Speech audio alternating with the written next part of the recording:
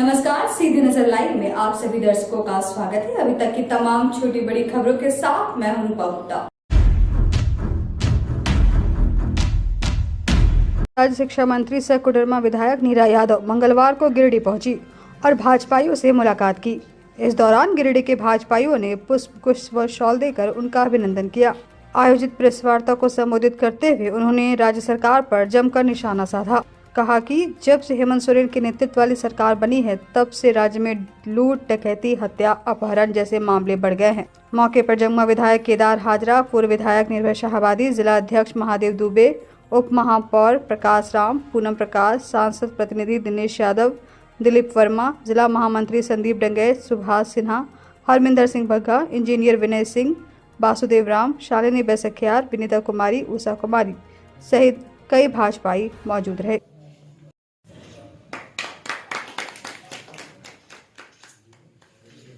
अब हम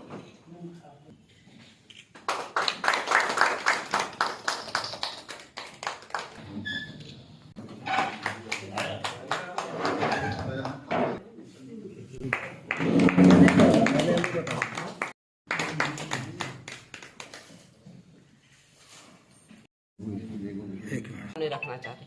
हमें लगता है ये 3 साल लूट में छूट के 3 साल हम कहें तो ये ज़्यादा अच्छा होगा और ये कोई अतिशयोक्ति नहीं होगी कहने में। झारखंड मुक्ति मोर्चा, कांग्रेस, राजद, ये तीनों का जो बेमेल गठजोड़ से बनी ये अवसरवादी और सत्ता लोलुप हेमंत सरकार ने राज्य को बदहाली के कगार पर पहुंचा दिया। हम ये कह सकते हैं कि यहाँ की कानून व्यवस्था बिल्कुल ध्वस्त हो चुकी है। यहाँ जो बुनियादी सुविधाएं हैं लोगों को मिलना चाहिए वो बिल्कुल ध्वस्त हो चुकी है। किसी प्रकार की बुनियादी सुविधाएं आज लोगों को नहीं मिल पा रही है।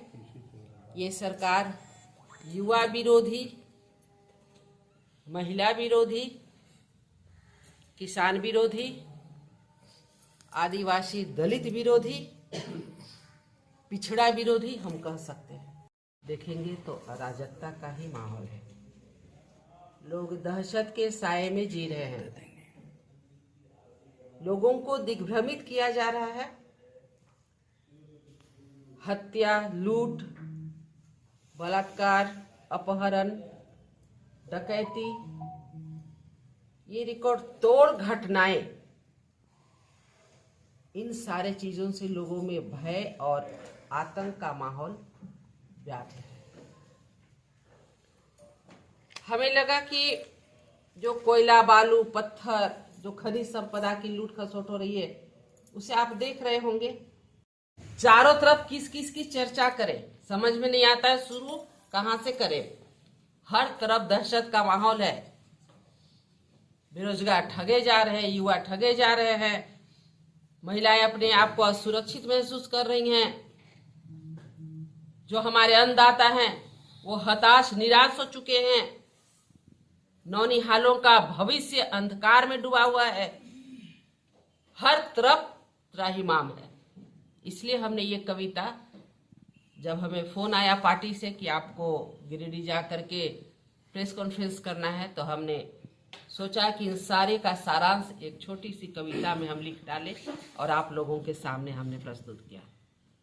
और ये सारी चीज सरकार की दूरदर्शिता के कारण राज्य की छात्र छात्राएं, युवक युवतियां बेरोजगारी का दंश झेल रही है। युवाओं को 5 लाख नौकरी देंगे, बेरोजगारी भत्ता देंगे और ऐसे सपने दिखा करके जो हमारी सरकार, भाजपा सरकार ने नियोजन नीति बनाई। यदि कोई सरकार दुर्भावना से ग्रसित होकर कार्य करती है तो उसका फलाफल अच्छा नहीं निकलता है। और ये हेमंत सरकार ने यही करने का काम किया। उन्होंने बड़े ही जल्दबाजी में नियोजन नीति बनाया। पहले की भी नियोजन नीति बनी हुई थी। अगर आपको चाहिए था कि कुछ उसमें त्रुटियां हैं तो आप संशोधन कर दिए रहते, लेकिन इन्होंने दुर्भावना से ग्रसित होकर के, भाई पिछली सरकार में जो भी नियोजन नीति बनी है ये तो यहाँ के लोगों के लिए बनी ही नहीं है, ऐसा अफवाह फैला करके उन्होंने सीधे रद्द कर दी। बस स्टैंड के समीप झारखंड मुक्ति मोर्चा जिला कार्यालय में मंगलवार को प्रथम महिला शिक्षिका सावित्रीबाई फूले की जयंती मनाई गई। कार्यक्रम में सदर विधायक सुदेव कुमार सोनू, जिला अध्यक्ष संजय सिंह, ज्योतिन्द्र प्रसाद सहित कई नेता व कार्यकर्ता मौजूद थे। विधायक सहित अन्य लोगों ने सबसे पहले सावित्रीबाई की तस्वीर पर श्रद्धा सुमन अर्पित कर नमन किया, जिसके बाद उनके व्यक्तित्व और कृतित्व पर प्रकाश डाला गया। मौके पर सदर विधायक श्री सोनू ने कहा कि महिला शिक्षा उस समय एक कल्पना स्वरूप थी, जिसे माता सावित्रीबाई ने परिवर्तन कर महिलाओं को शिक्षित करने के उद्देश्य से कई कार्य किए। मौके पर रॉकी सिंह, मोहम्मद मीनू, राकेश रंजन, जाकिर फरदीन, हारुलदा, चांद रशीद, अजित सिन्हा, तूफानी, सोनी चौरसिया, हिना मुनीम सहित कई महिलाएं मौजूद थी।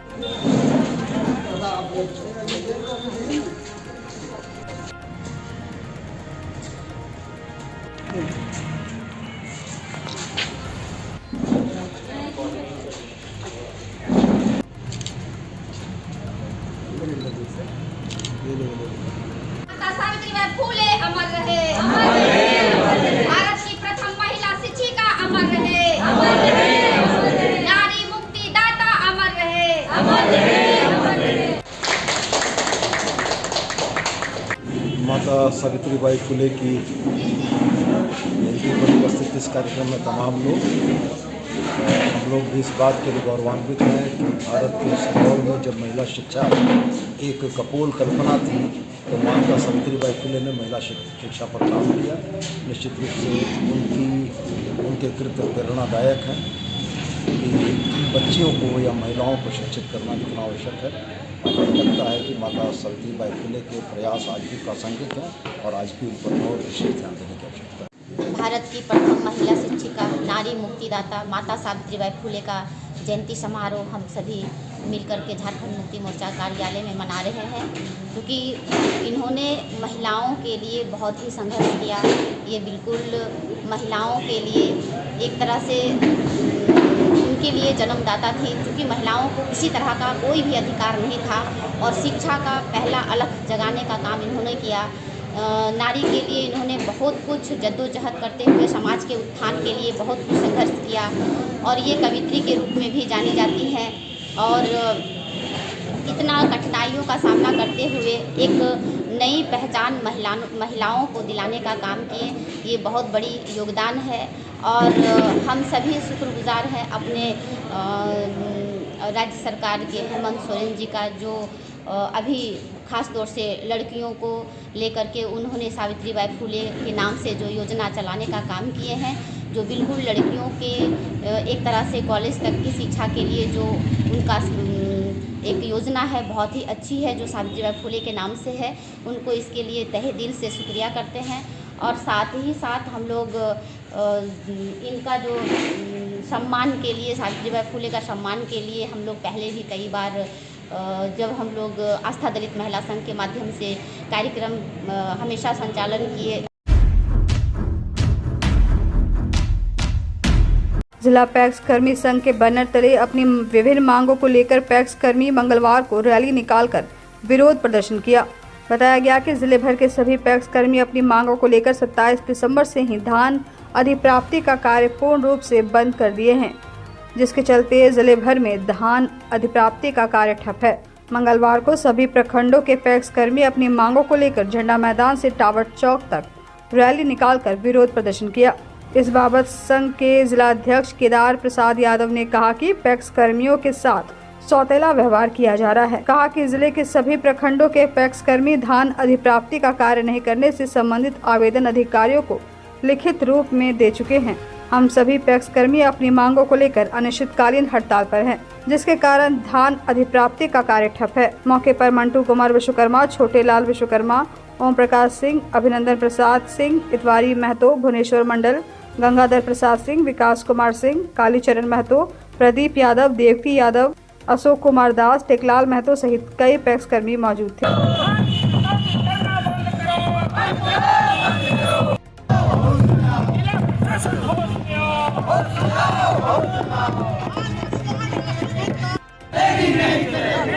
मनमानी नहीं चलेगी।